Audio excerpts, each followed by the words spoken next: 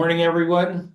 Starting our Multimedia SIG here this morning on October the what is it? October the 6th. Um, All day. have a nice crowd. What's that? It's all day. All day and everything. So we have a few videos to share here. So up next will be let's see who's going to be next. Um, let's do the movies. Phil, that's yours, right? It is. You want to tell us about it? Not really. No. No, this is just, Kevin said he didn't have any, he didn't think he was gonna get any video, so I just brought, this was done for an hour, 20-minute movie. This is one segment on a famous guy who died, whose name everybody in the world knows, surprisingly today, Harry Houdini. And he's still known. He died in 1926. And this is in the teens, in silent movie era, he got into the movies, got into the movie business. And this is just the segment on Harry Houdini in the movies. Alrighty.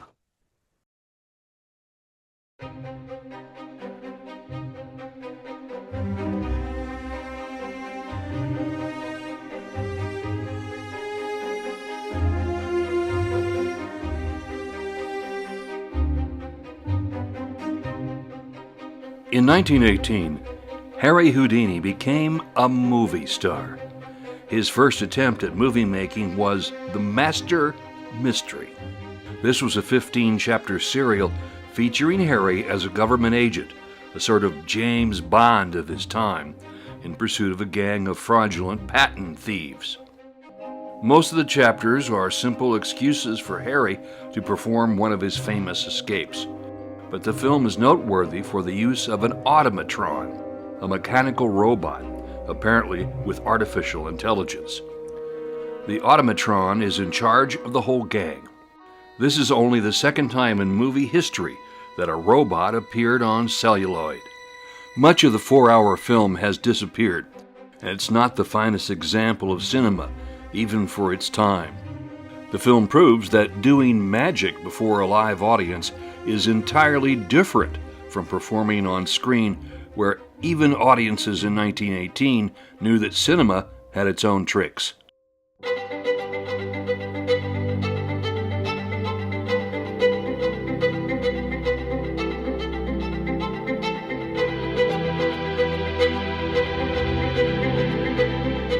In his second film, The Grim Game, Harry boasted that he did all the stunts.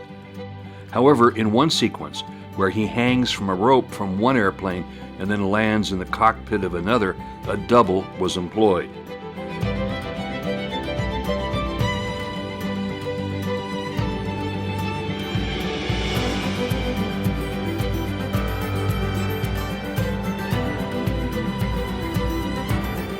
The stuntman was a former Army Air Force instructor named Robert E. Kennedy.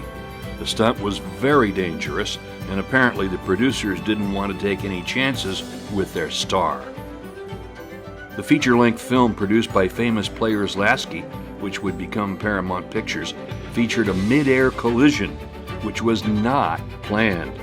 It was a real air accident shot over the skies of Santa Monica, California. Again, Kennedy was doubling for Harry. Kennedy was hanging from the landing gear of one plane when wind gusts forced the aircraft into the wings of another plane just below. Both aircraft went spiraling down. At just 200 feet above the ground, the pilots were somehow able to untangle their planes and land safely. No one was killed. The script was rewritten to incorporate the accident, which had been captured entirely on film. The way the movie was cut made it appear that Harry had once again escaped death. An original poster from the film was auctioned in 2013 and sold for $67,000. The buyer, David Copperfield. Houdini would only make 3 more films.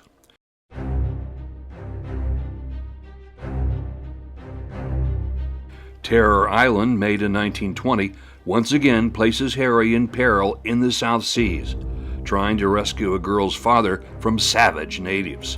Harry manages to impress the natives with his magical power. He rescues the girl and her father and restores a skull-shaped pearl.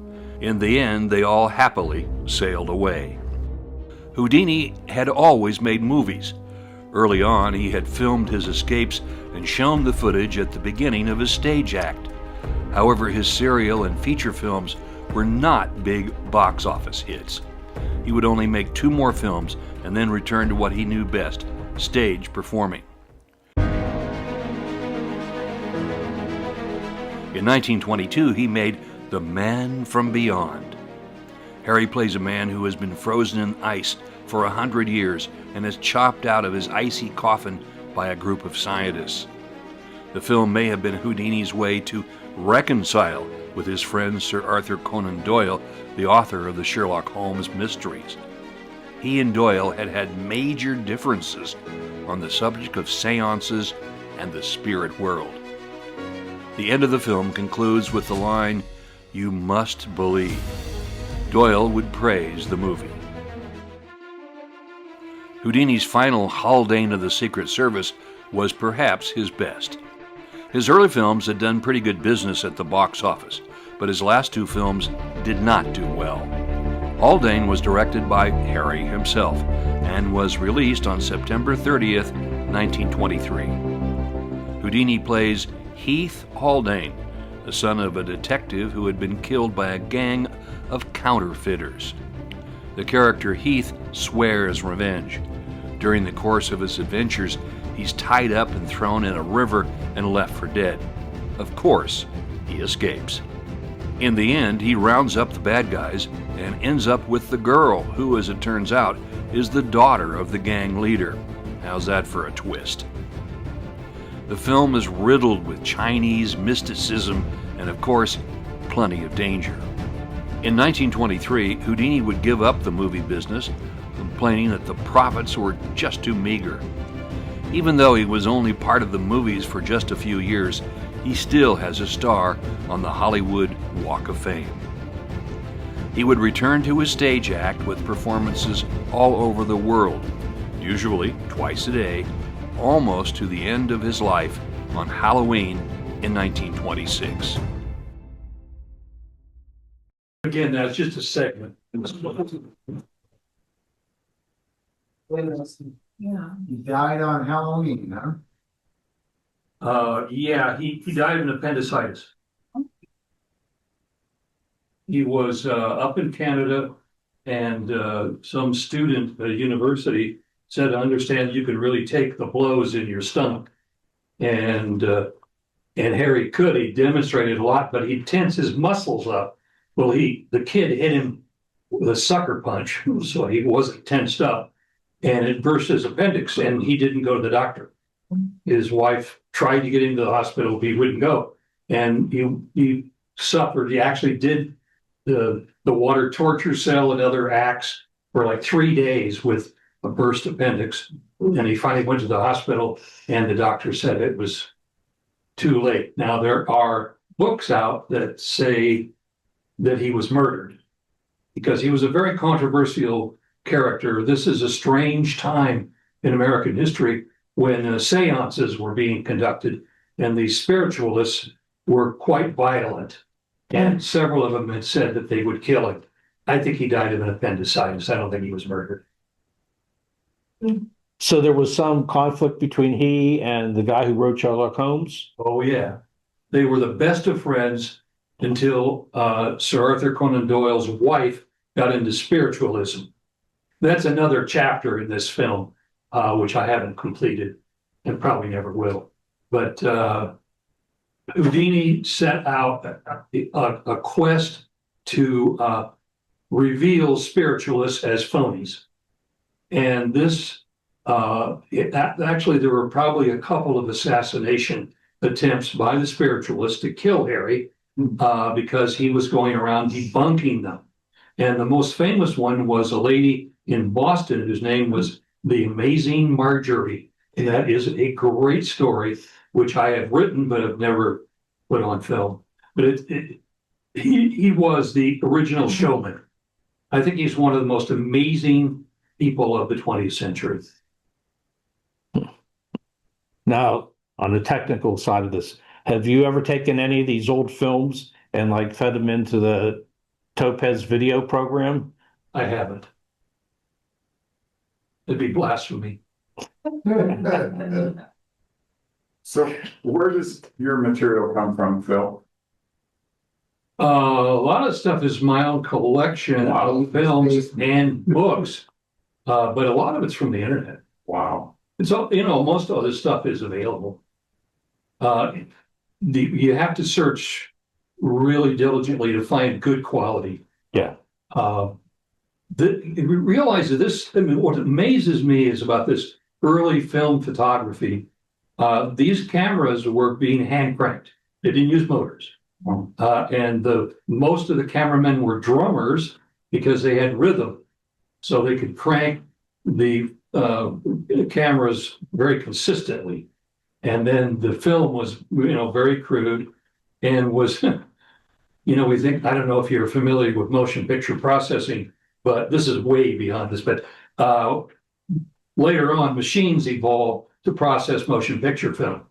This film was processed in huge round tanks. So the film was taken out of the camera and then spun out in a tank, and then the chemistry in the dark was added in sequence, and that's how they process the film. It's amazing this stuff even exists. And most of it doesn't. About 90% of the silent films are gone. Well, it's another treat, Phil. Yeah. Thank you. Oh, yeah, sure. Anytime. But what year did they start coming out with color films?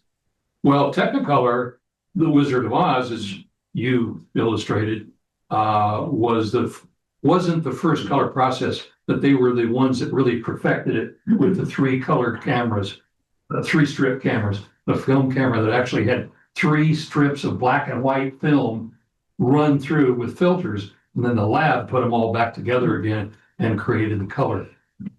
And you saw the color in Vegas. That was 1939. Yeah, it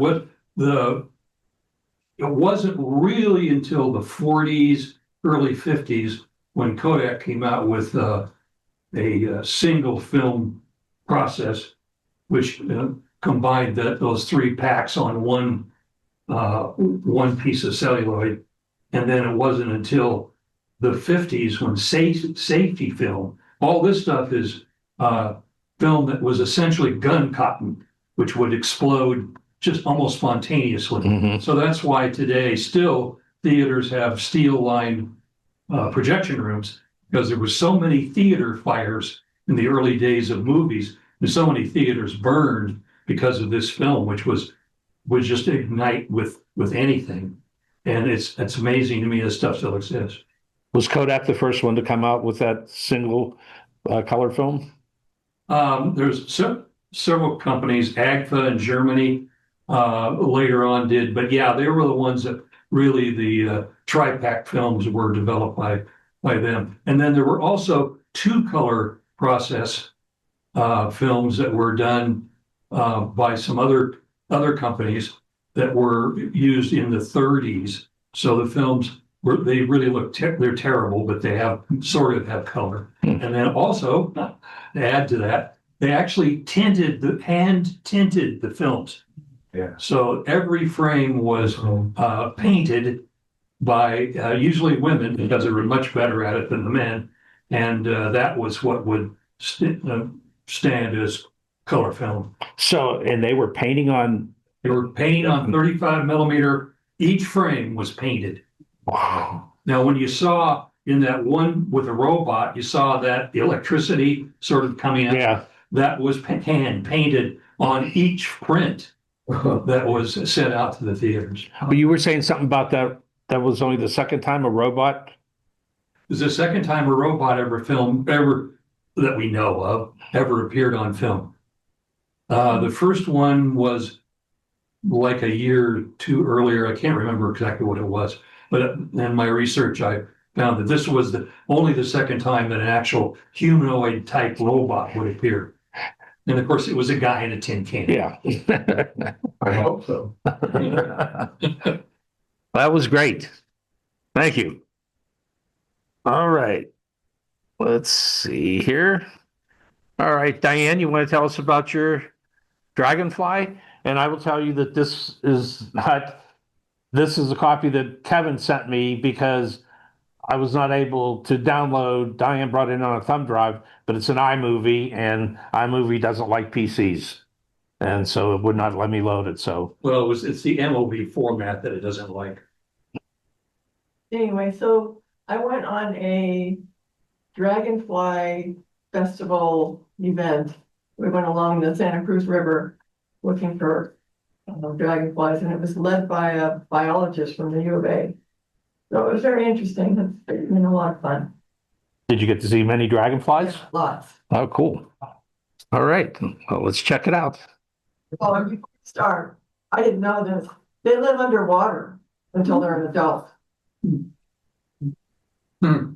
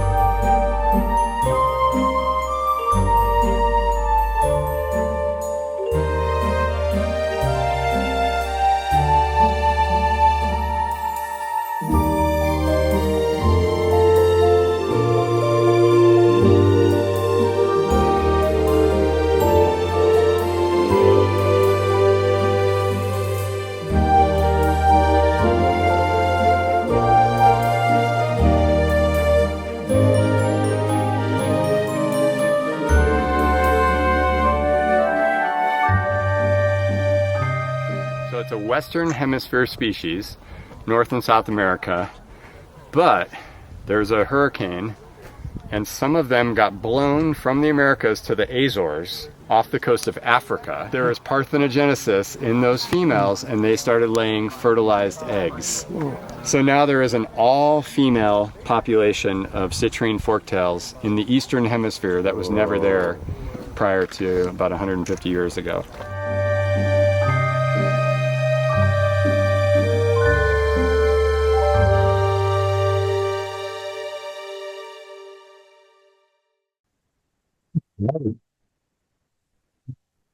Very nice. Great photography and music. And they actually captured them with net and then would bring them out and show us. So we got a close-up view of them. Were you using your Nikon on that? Mhm. And some great video on that too. Yeah. So, That's a good mix between your stills and the video. and I like that you put the names of each of the dragonflies up so we can see what they are. Yeah, nice job. So what was the other one that you have? So I have a little bit of an updated version, which I don't know if you noticed when he's speaking, there's kind of a cutoff before he's finished talking. Yeah. And my latest version has him finishing that information. Is that the only difference? Yeah. Okay. Oh, and the dragonfly he's holding, I have a better picture. You can really see it better. Uh-huh. So how long were you out there on that trip? About half a day. So where did you find that trip? You know, I knew you were gonna ask me that. I don't know. I got an email or I got some information by Linda was looking through it and that was one of the items Oh, that was available to go to. uh-huh. It was free. And we started out in Nogales, Arizona, at a little pond that nobody would even know was there. And then we went to Rio Rico, up Santa Cruz River a little bit. Mhm. And they had 2 additional events, one downtown and one in Marina. Doing This the guy same was the thing. U of A biologist, Yeah, guy. yeah, I was glad you showed the group. yeah, it was really fun. And you had to get in the water to see them. What? Yeah, we were in water. What? You were in the water? Yeah. All of you? That's where they are. What did you tell you to bring There's a part of the water? Or what? We're all standing in water in that picture. Well, how deep was the water? I missed the fact that they were standing in water. Well, they were in the water. Yeah. Until we got till.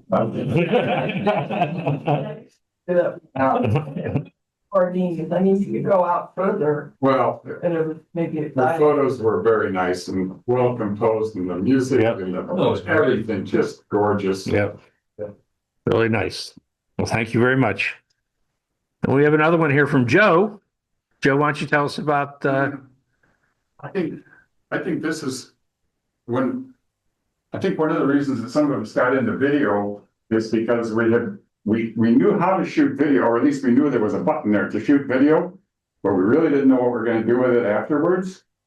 Anybody feel that?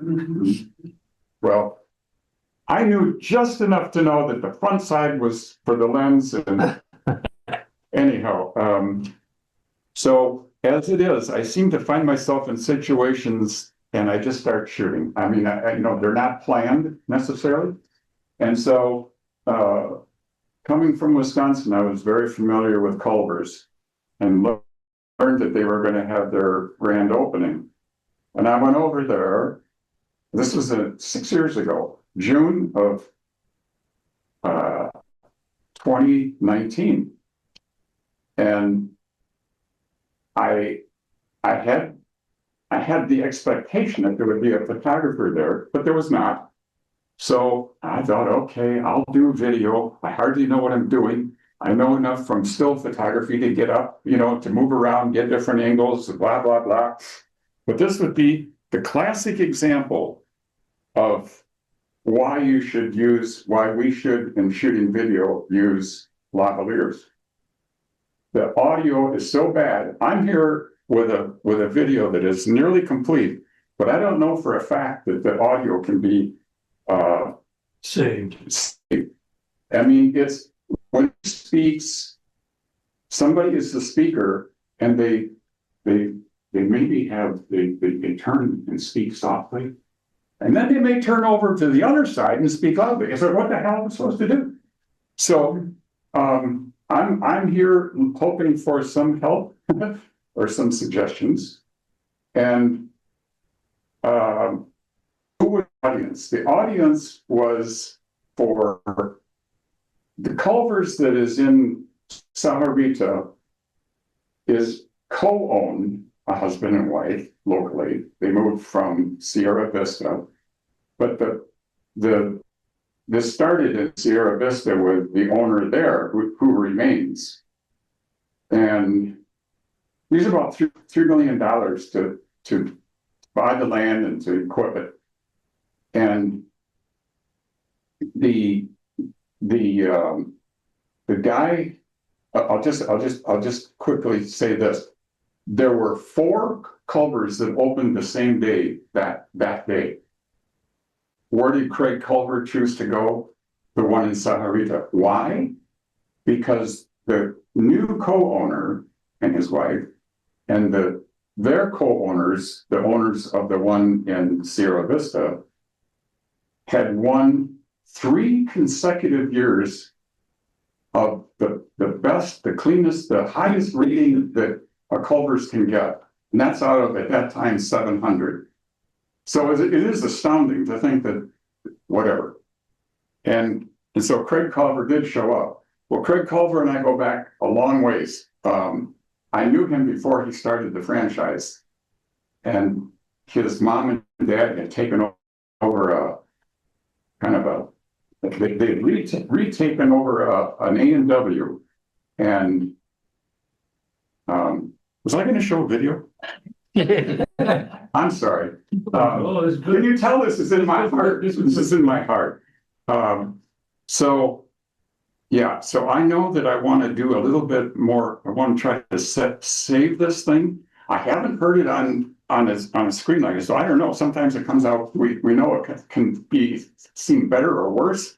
I'm hoping it's better, but I don't have a lot of faith. Hey, Joe, you missed the first part. Earth cooled and then the dinosaurs. You got video. So this Craig Culver, is he the guy who we see on TV? He's there. Yeah. So The spokesperson. they do the grand opening, and I mean they do the grand opening, and you've seen the ribbon cutting and all this and that. As a journalist, we did anything to avoid ribbon cuttings, but They weren't your favorite, huh? no.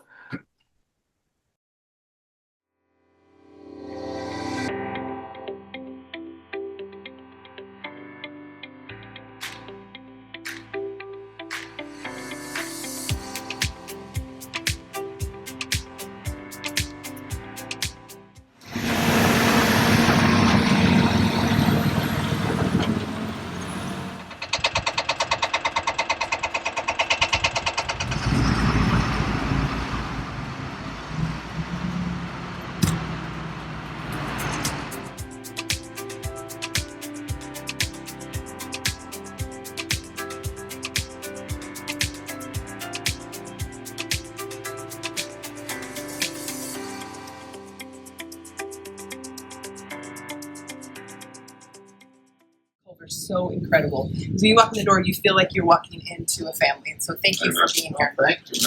Welcome. What do you know about mom? Some research. I like My mom's name was Ruth and my father's name was George. And they were my partners in the business 35 years ago, 1984. Yeah, they were great parents and great mentors to me, my brother and sister, and not only in business, but as family as well as parents. So I've been very fortunate. But you guys are lucky. You really are, because these folks right here, they are some of our very best owner-operators. And I say owner-operators. That's what we do at Culver's. Our owners operate the restaurants. They're there, they're present and engaged. Working with a team, all these wonderful people in blue with smiling faces. Working with them and of course engaging with you and your community as well. They're from Sierra Vista. That was one of our, 2 years ago was the top restaurant in our, I hate to say chain because I don't even think of us as a chain of restaurants, but that's, I guess, what we are. They were the top restaurant last year. They were in the top 5 as well. The prior year, the third, 3 years, 3 years in a row. Wow. So, and out of, now 710 or 710. 710 yesterday when we opened. That's something. And it doesn't just happen. You all know that. It happens because there's somebody that cares. Somebody with a heart, somebody that's a leader, and that's what we've got right here. And I am so proud of them. I made it a point that I had to get here for this. Biggest hurdle, of course, was one that comes from our co-founder, Mr. George Culver, opening one great restaurant at a time. That was my dad. Oh, We know our track record is Sierra Vista. Kathy, you want to say a couple words? I'm just grateful to be here. I'm grateful to God, I'm grateful to our friends. See, that's why I don't want to say anything. To our family, the entire city has been so wonderful. and the best fish and chips. We should have this as a commercial. Vice Mayor and Chamber, you want to say a couple words? Yes, well, I just wanted to thank everybody for being here. The Green Valley Sound Introduce Chamber yourself, of Commerce. please. Yeah, Joe Ursing, the president and CEO of the chamber, and we have our wonderful volunteers here and members of the business community. Thank you. And that's my expectation out of all of you as well, to do your very best, to put a smile on a face.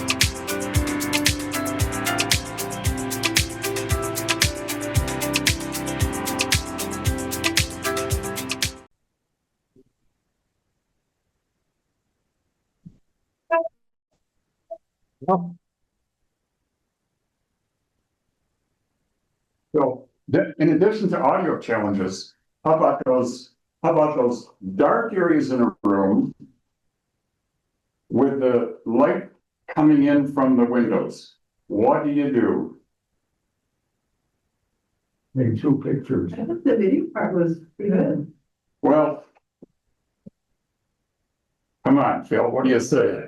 What do you say? All fine. Well, what do you say when, I mean, you've people got, realize this isn't a stage production. Yeah. I mean, you photograph a setting there, and this is what actually happened, and that's what the person would have heard if they were standing next to you. what do you think? I think it was fun. As a journalistic point, It covered the story. You did it really well. You edited it. It wasn't too terribly long. You got all the meat and potatoes, and so there you Meat and go. potatoes, butter burgers and curds. Okay, so this video at this point, this was exactly what I had meant to. This was my target audience, was to give each of the co-owners. So there are four co-owners, and then I got carried away. And Really? yeah, I have to tell you one story that my brother, living in the same community as Craig, had kids that went to school, and Craig called on my brother for things through the legislature and so on and so forth. But one day my brother was at a restaurant other than Culver's, and so was George Culver and the wife. So the husband and wife were out, and at this point, mom and dad were elderly. They were having a little difficulty getting in or out of a car or something. And my brother just quickly went to help them. And so George Culver gave him a business card, and he wrote on back of it something, I don't know if it was for free or whatever, but my brother said he would never cash that or sign that, turn it in. So he can't find it, but I was going to include that. But so what I have now is just kind of some Culver stuff that part of his stories are so fun. The fact that they had an A&W and they got experience with it, but they wanted to get rid of it. And then the guy that bought it on a land contract couldn't afford it. This is how Culver started, you might say. So they took the damn restaurant back, the A&W, and that was when I started being a customer, when I didn't even recognize that it was an A&W, but it sure wasn't Culver's. But it was just a convenient place to stop, and every time a reporter and I would go out of town, there was always a place just far enough out of Madison that we could turn it in for a lunch on the road. Not a bad place. And I literally saw Craig at the counter flipping burgers the first time I ever saw him, and then again and again. And I, honest to God, you look at somebody and you say, yeah, what's wrong with this picture? And it is like, I kept thinking, was he part of a witness protection or something? Because he looked like he knew so much more than how to flip a burger. But there he was flipping burgers. So yeah, so this is going to be something I'm going to send to some of my coworkers, maybe friends. Get invited to this, Joe? Did you just know? I'm not real sure. I think I can't remember. He just crashed the party. Yeah. But I was told that Craig was gonna be there. You should send that to him. Yeah, like I would send it to him. Yeah. Very cool.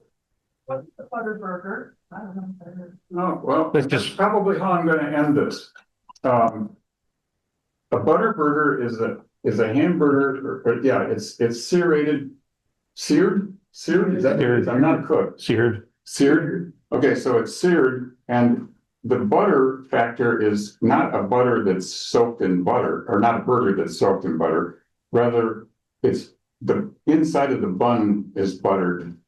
And it sounded so gross, I didn't ever want to eat one when I heard what it was, but I've been eating them, just didn't know there wasn't a name of it. So I think if anybody knows about searing, that's apparently part of the secret.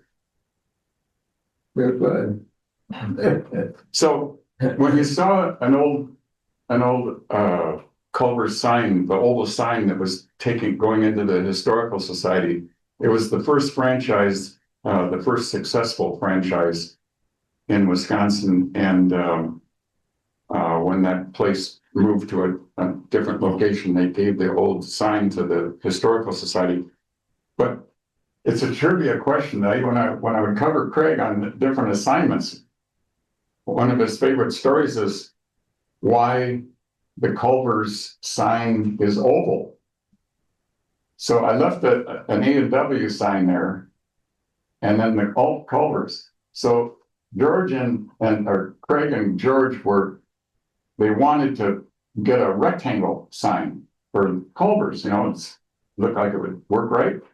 Until they found the price of the signage in their first year when they were only losing money. And they decided to paint over the A&W oval. Yep. Well, you mentioned butter. I mean, this is with the family that grew up. I grew up in the dairy business.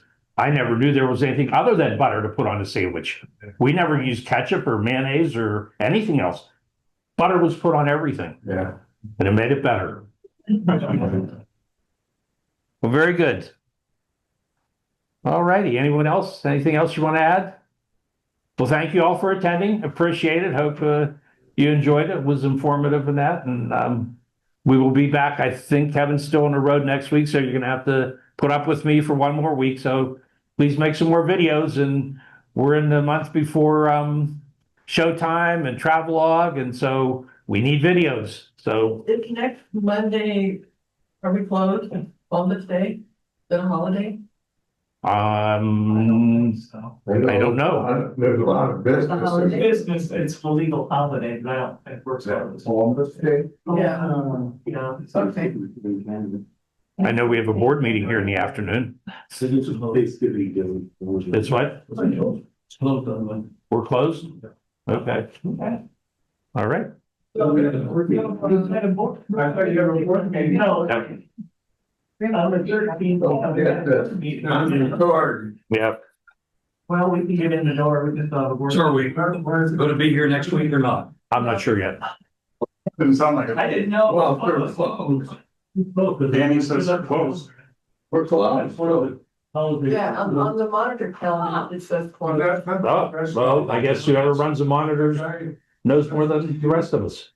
So I guess we're closed next Monday, So you're off. except for the board meeting. Except for the board meeting.